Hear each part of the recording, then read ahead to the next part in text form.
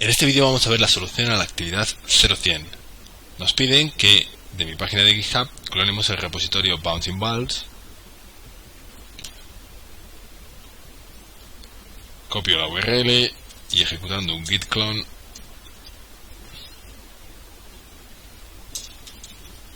indico que quiero que ese repositorio se clone en la carpeta 0100. Una vez descargado los archivos y yo me introduzco en la carpeta 0100 y hago un git log, me aparece que efectivamente hay un commit, hay un repositorio git en el cual se ha hecho el primer commit.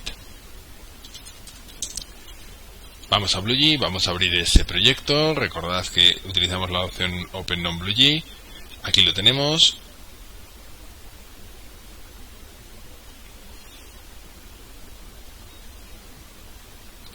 Y aquí tenemos en pantalla mi proyecto, que es tal que así. Compilamos. Nos pide el ejercicio que lo que tenemos que modificar es el método bounce de la clase BallDemo. Concretamente, este es el método que debemos cambiar. ¿Para qué? Lo primero de todo es que en vez de aparecer dos pelotas como aparecen ahora mismo, fijaros que aquí las estamos creando, tienen que aparecer tantas pelotas como el usuario indique por parámetro. Por tanto, voy a añadir un parámetro entero llamado número de bolas. Esta línea no debo de modificarla. Aquí se fija la altura a la que se va a dibujar el suelo. En la siguiente línea se indica que el lienzo debe mostrarse por pantalla. Y en esta línea lo que se hace es dibujar en el lienzo el suelo, aprovechando la variable ground que habíamos definido en la primera línea. A continuación, el método lo que hace es declarar e inicializar dos bolas y dibujar ambas en pantalla. Por tanto, el primer cambio que tengo que hacer es sustituir ese código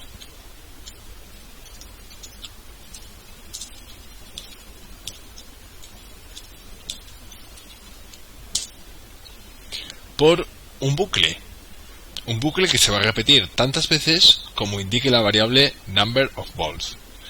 Ese bucle va a ser, por ejemplo, un for tradicional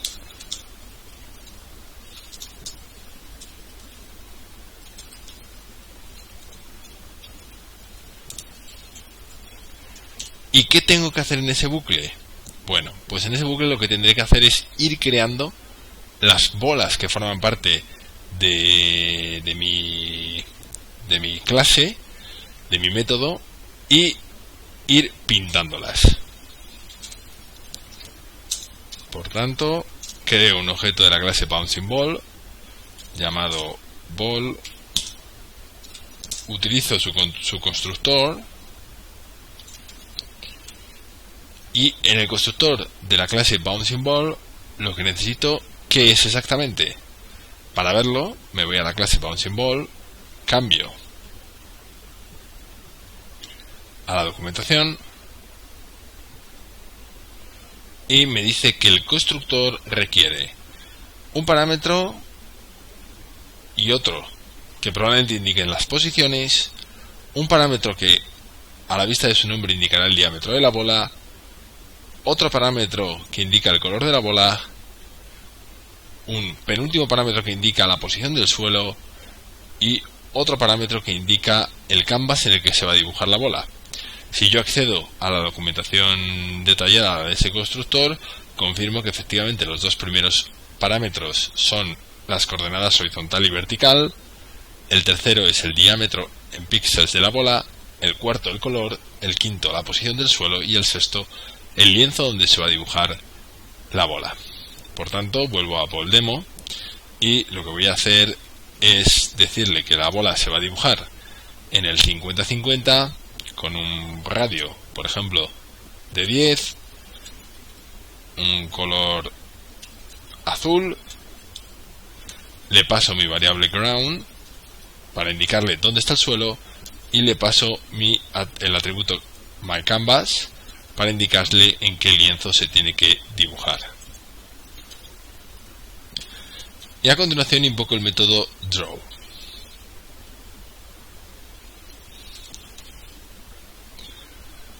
Claro, ¿qué sucede con este bucle? Tenemos un problema. Todas las bolas se van a pintar en la coordenada 50-50. ¿Qué significa eso? Que si yo le digo que pinte 10 bolas, como van a ir una encima de otra en la misma posición, yo no voy a apreciar que hay 10 bolas pintadas. Por tanto, lo que voy a hacer es que en vez de la coordenada 50-50, las bolas se pinten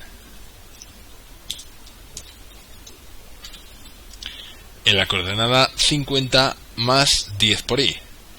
¿Qué hará esta fórmula?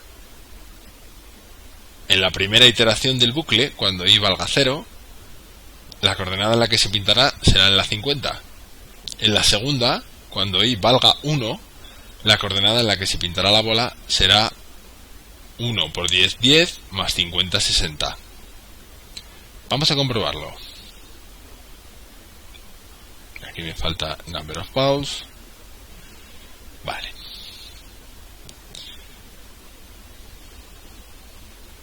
Compilamos. Nos da errores porque yo he definido esta variable local dentro del bucle y el resto del código está intentando acceder a esas variables locales. Lo que yo voy a hacer es comentar este código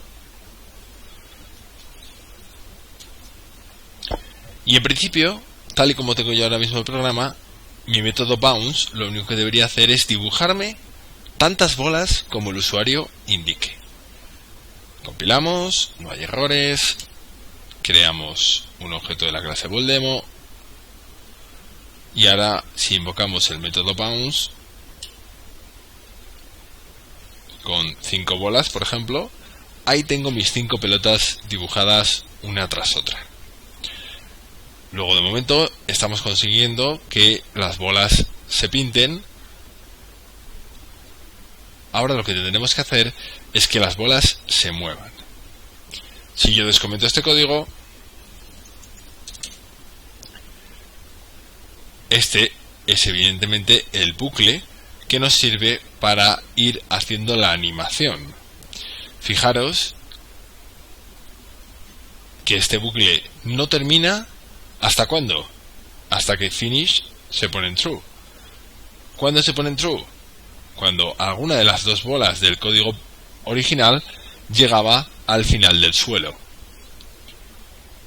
Además, antes de terminar, lo que hacíamos era en cada iteración esperar un cierto tiempo y mover las dos bolas.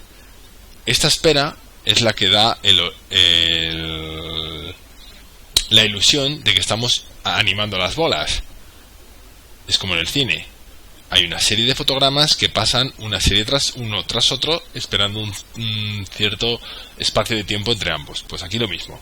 Movemos las dos bolas y antes lo que hemos hecho ha sido esperar un cierto tiempo para dar esa ilusión de animación.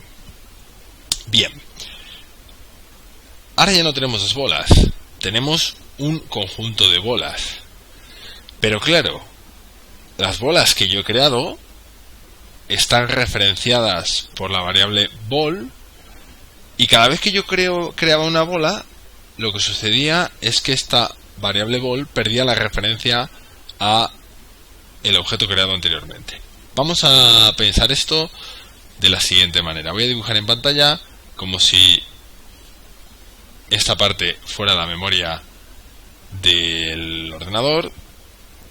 Vamos a pensar que este for se está ejecutando por primera vez. Por tanto, i vale 0. En este caso, al ejecutarse esta línea, la variable local ball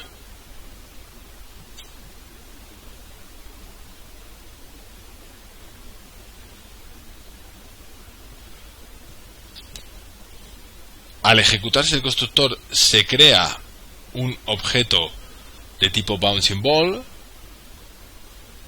Este sería el objeto y mi variable ball hace referencia a ese objeto. A continuación, en la segunda iteración,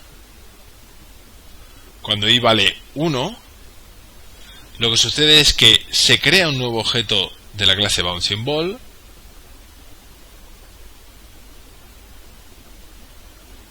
y Ball se asigna a ese nuevo objeto, con lo cual esta referencia se pierde y pasa a ser ahí. Fijaros que el primer objeto que yo creé en la primera iteración queda sin ninguna referencia. En la tercera iteración, cuando i vale 2, se crea otro objeto Bouncing Ball y la referencia también cambia.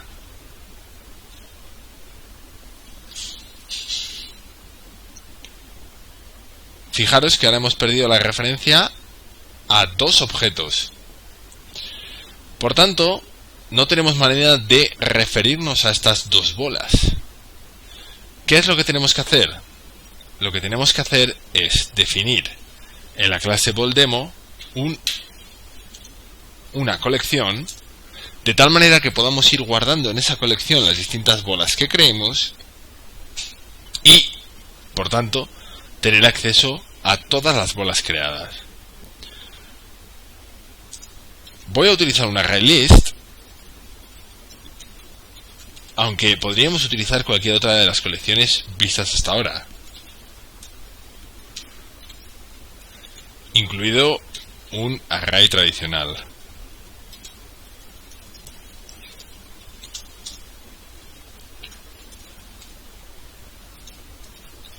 Defino mi atributo myBalls diciendo que es un ArrayList de objetos Bouncing Ball.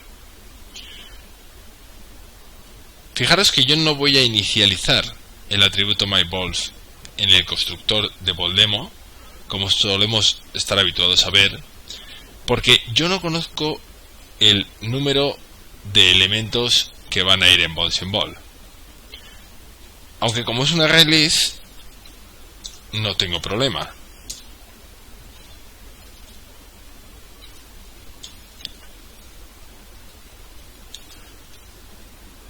Lo inicializo y aquí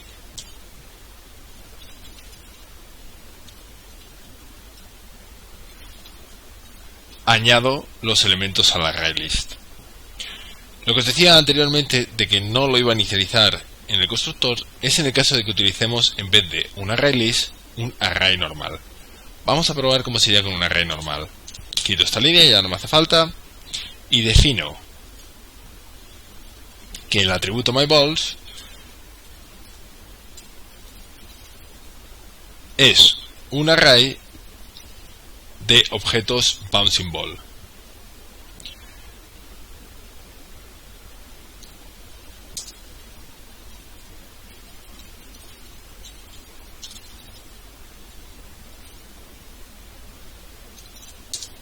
Si yo quiero inicializar este array de objetos Bouncing Ball en el constructor, tengo un problema. ¿Qué número pongo aquí? El problema es que yo no sé cuántas bolas va a haber, solo las sé cuando se me invoca el método bounce. Por tanto, esta inicialización la voy a pasar para acá.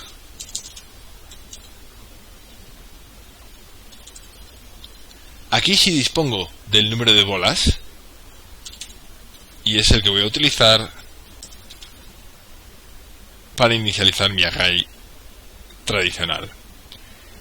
Por otro lado, en este caso, lo que tengo que recurrir es a la anotación con corchetes para decirle que la posición i de mi array tradicional va a estar ocupada por la bola que acabo de crear. Así las cosas, si yo ejecuto este bucle for, en la primera iteración, cuando i vale 0, lo que sucede es lo siguiente. Yo tengo una variable ball, tengo una variable denominada myBalls,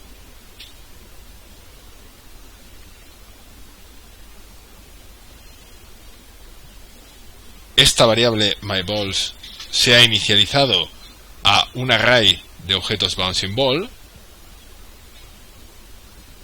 Imaginemos que hemos dicho que queremos 3 bolas, con lo cual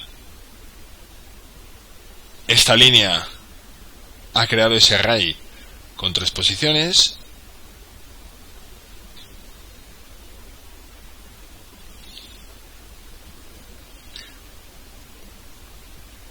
La variable myBalls está haciendo referencia a ese array tradicional. ¿Qué sucede? Cuando ejecutamos esta primera línea y se crea un objeto de tipo bouncing ball,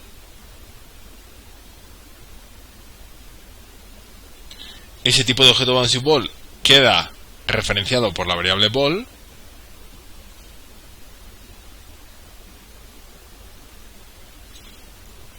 y al ejecutarse esta línea, lo que sucede es que el primer elemento del array referencia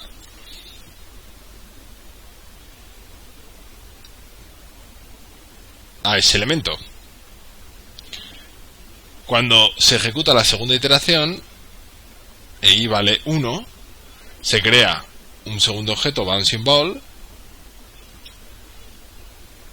La variable ball va a hacer referencia a ese objeto, y cuando se ejecuta esta línea de aquí, el segundo elemento queda haciendo referencia a ese segundo bouncing ball. Finalmente, cuando se crea el tercer elemento bouncing ball,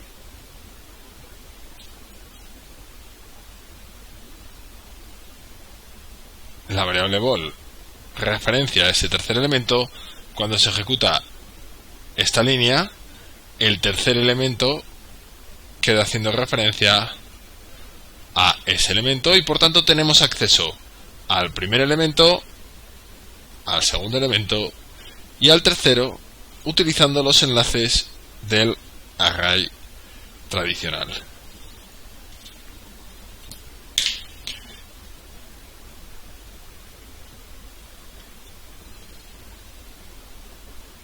Vamos a comprobar que esto funciona. Voy a volver a comentar este código. Compilamos. Creamos un objeto de la clase BallDemo. Invocamos el método bounce. Le decimos que queremos 5 bolas y aquí tenemos las 5 bolas una tras otra. Vamos otra vez de nuevo a la clase BallDemo. Descomentamos. Y vamos a ver qué tenemos que mirar en este bucle para que funcione. Evidentemente esa línea de myCanvas.weight 50 no la vamos a tocar, pero sí estas dos líneas. Estas dos líneas lo que hacían antes era mover las dos bolas que el programa original creaba. Ahora no solo creamos 2 bolas, creamos tantas bolas como indique el parámetro número de bolas. Por tanto, lo que voy a hacer es un bucle.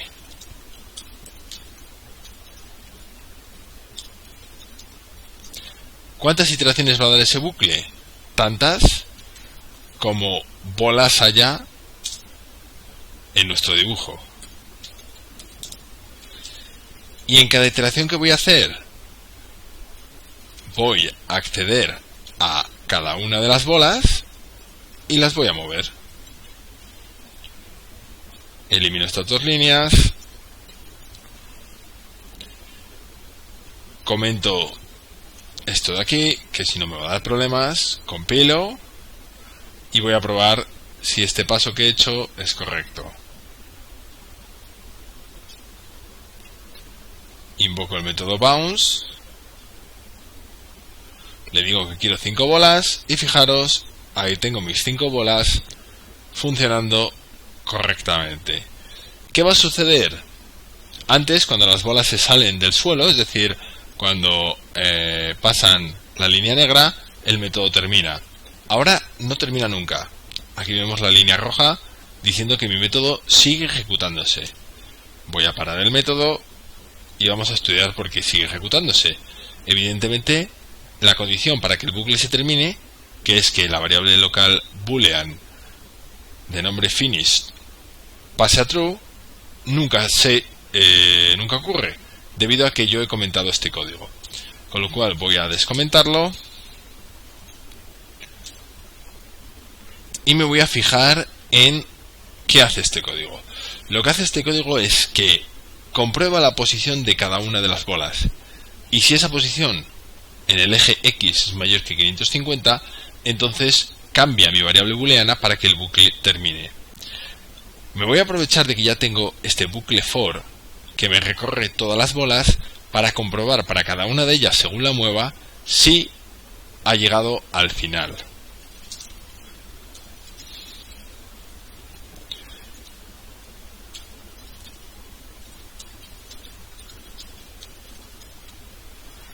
Consigo la posición X de la bola Y, y si resulta que es mayor o igual que 550, entonces lo que hago es decirle que termine el bucle.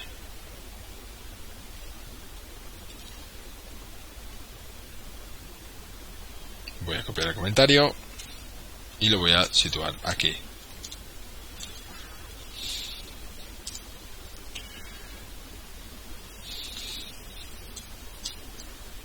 Y vamos a comprobar que ahora las bolas se detienen y el método termina. Le digo 5 bolas. En teoría, cuando la primera de ellas se salga fuera del suelo, la animación va a parar y el método se va a terminar su ejecución. Aquí lo vemos, de rojo ha pasado a gris, y ya podemos volver a interactuar con el objeto porque el método ha terminado su interacción. Con lo cual, es un buen momento para realizar un commit.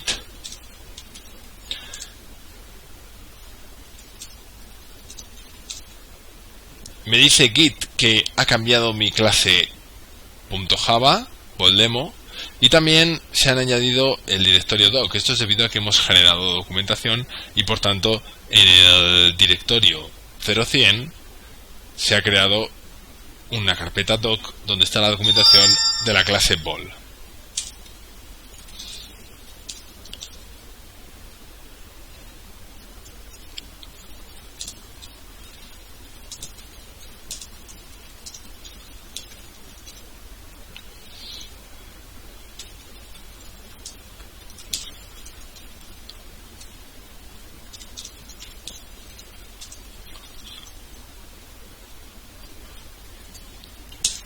Una vez que tengo hecho este commit, voy a hacer el siguiente punto, que es que el radio y el color de las bolas debe de ser aleatorio.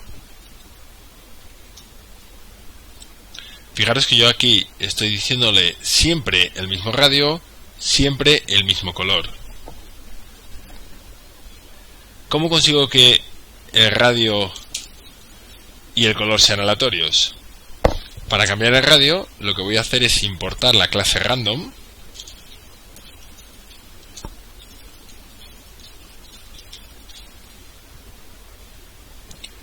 Voy a crear una variable entera denominada radio. Perdón.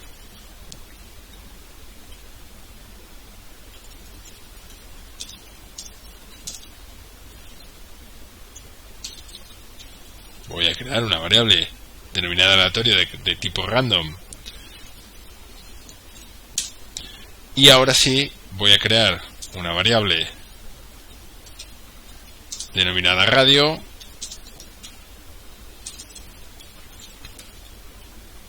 utilizando el método nextInt de aleatorio para que las bolas tengan tamaño entre 0 y 20. ¿Qué puede suceder?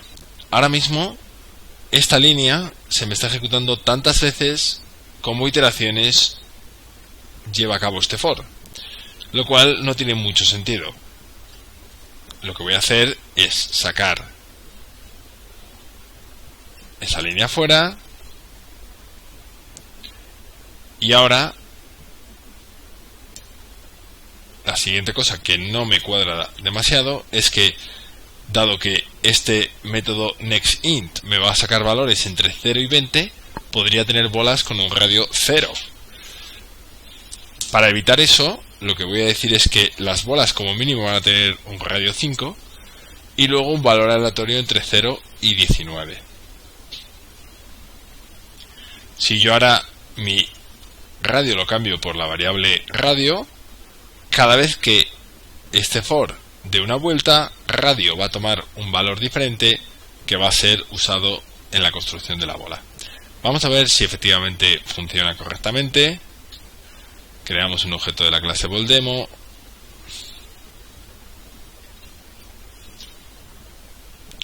Invocamos el método bounce, le decimos que 5 bolas. Y fijaros como ahí tenemos 5 bolas distintas, aunque no se aprecia correctamente, pero cada una tiene un radio distinto.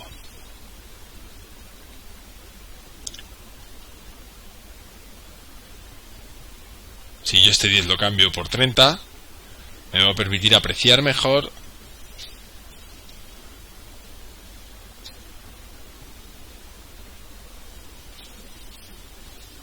que las bolas efectivamente tienen un radio diferente. Ahí tengo mis 5 bolas con 5 radios distintos. Ahora están más espaciadas, dado que cambié el 10 por un 30. El siguiente paso que tengo que dar es conseguir que las bolas tengan un color aleatorio. Para ello, lo único que puedo hacer es, basándome en la clase color, ir a la documentación. Aquí la tenemos. Vamos, esta es la documentación de la clase color. Si yo voy a los constructores, me voy a encontrar con un constructor que me dice que es capaz de crear un color indicándole 3 valores enteros. Voy a pinchar en él y me dice que el primero va a ser el componente R, el componente rojo, el segundo el componente verde y el tercero el componente azul. Y estos números tienen que ir en un rango de 0 a 255. Con esta información ya soy capaz de crear una variable rojo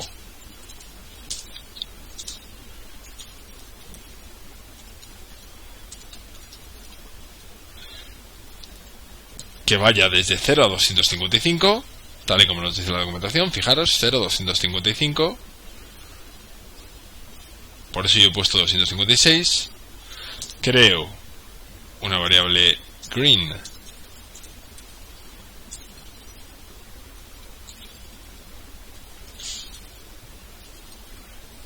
que vaya también hasta 255 y una variable blue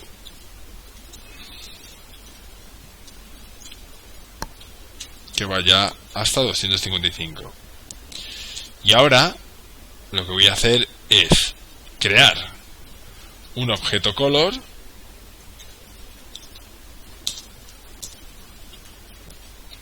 y le voy a pasar los 3 parámetros.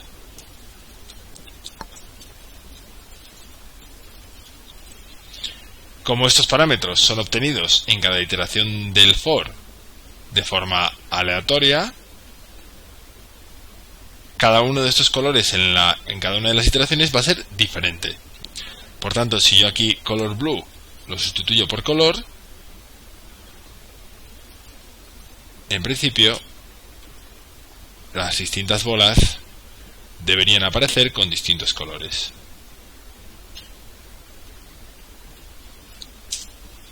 Fijaros, cada una tiene un color distinto.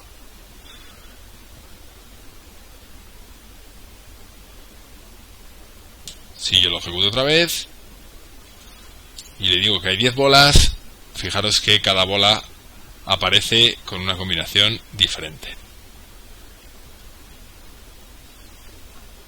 Ahora que he conseguido que las bolas tengan un diámetro y un color aleatorio, es momento de hacer un nuevo commit.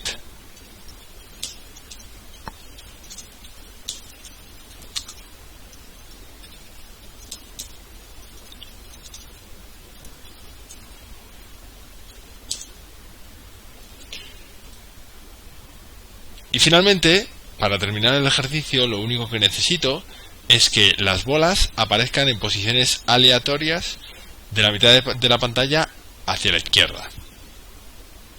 Para ello, lo que voy a tener que cambiar es estos dos parámetros. Ahora son más o menos fijos, pero yo quiero que sean aleatorios. Este 50 no lo voy a tocar, dado que es el parámetro que indica la posición en la Y, en el eje Y, pero este lo voy a hacer aleatorio.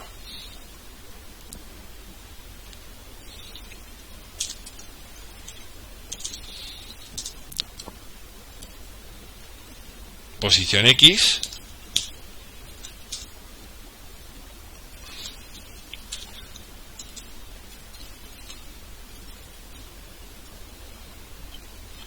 Va a ser un valor aleatorio. Si yo me fijo, el canvas sobre el que estoy trabajando tiene 600 píxeles de ancho y 500 de alto. Si yo quiero que aparezca de la mitad de la pantalla hacia la izquierda, tendré que hacerlo en los 300 primer píxeles. Es decir, si este es mi canvas,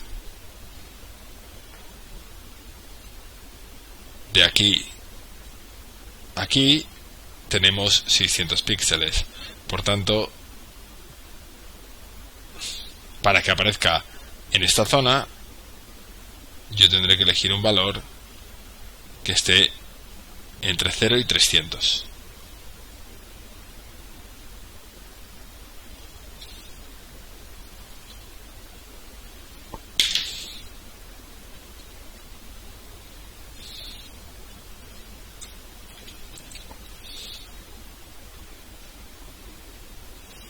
Quito esto y pongo mi nueva variable posX.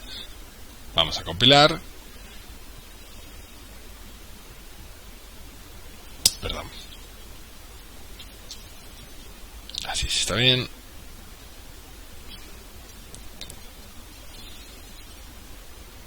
Creamos un nuevo objeto por demo.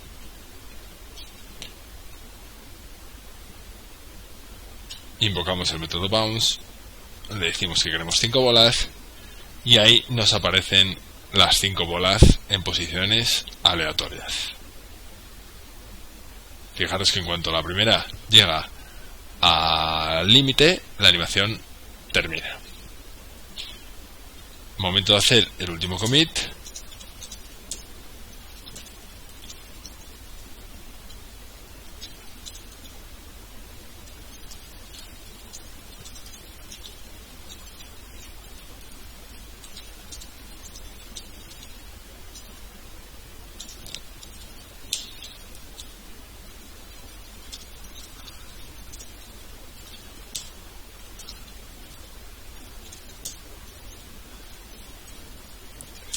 Y con este commit el ejercicio estaría prácticamente terminado.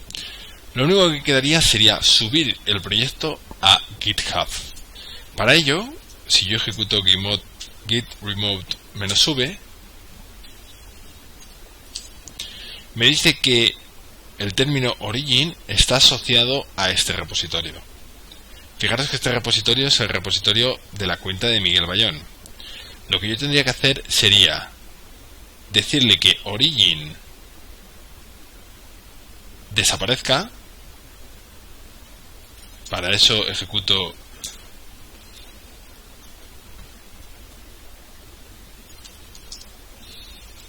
este comando. Una vez ejecutado ese comando, origin no tendría ninguna asociación. Cuando yo ejecutara git remote -v no aparecería nada. Vamos a verlo.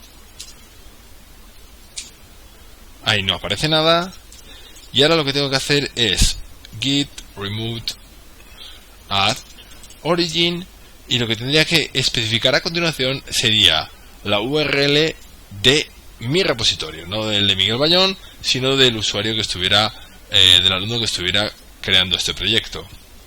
Una vez especificada esta URL, vamos a, en este caso,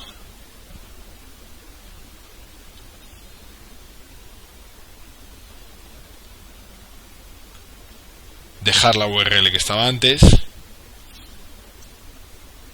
Una vez especificada aquí la URL que GitHub nos da cuando creamos un nuevo proyecto, lo que nos permitiría es ejecutar luego un git push origin master y el proyecto se subiría a la página de GitHub.